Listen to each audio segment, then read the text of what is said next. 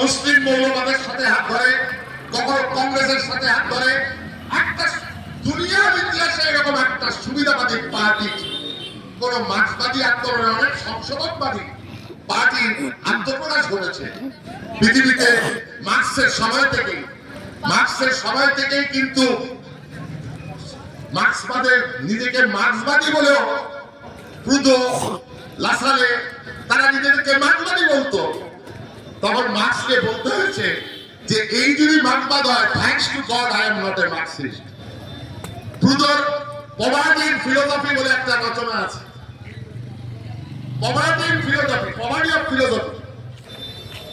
আর Marx তার পাল্টা লিখেছিলেন ফিলোসফি অফ পভার্টি, মানে ফিলোসফি অফ পভার্টি বলে প্রুদোর লেখা। আর তাকে ব্যঙ্গ করে মার্ক্স লিখছেন পাল্টা যে পভার্টি অফ ফিলোসফি, অর্থাৎ দর্শনের দারিদ্র্য। এসব মার্ক্সের সময় থেকেই কিন্তু মার্ক্সবাদের প্রাণশক্তিকে হরণ করবার চেষ্টা হয়েছে। লেনিনের সময়ও কিন্তু মার্ক্সবাদী জ্ঞান ভান্ডারকে তারা আক্রমণ করেছিল, প্লেখানভ থেকে শুরু করে পরে চীনের লিউ শাওচিরা, রাশিয়াতে পরে ক্রুশ্চেভ, বুখারিন, কামেলেভ, জিনোভেভ, যারা নিজেদেরকে মার্ক্সবাদী বলতো, লেনিনবাদী বলতো, অথচ মার্ক্সবাদের প্রাণশক্তিকে হত্যা করেছে। দুনিয়ার ইতিহাসে এরকম ছদ্মবেশী মার্ক্সবাদী দলের আত্মপ্রকাশ করেছে, কিন্তু তারা কেউ সিপিএম এর সমকক্ষ নয়।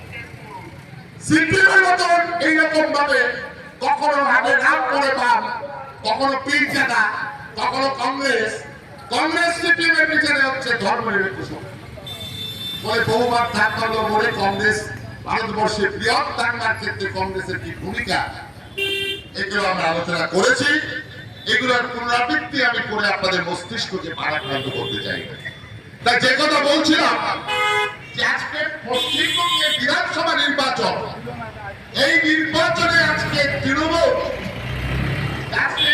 মনে করেন আপনারা সিপিএম এর সেই 2010, 9, 8 নন্দীগ্রাম, সিংহ যতই দম্ভ করে বুদ্ধ ভট্টাচার্য বলেছিলেন I am the captain of 235, সেই দম্ভকে চূর্ণ করেছিলেন রাজ্যের জনগণ।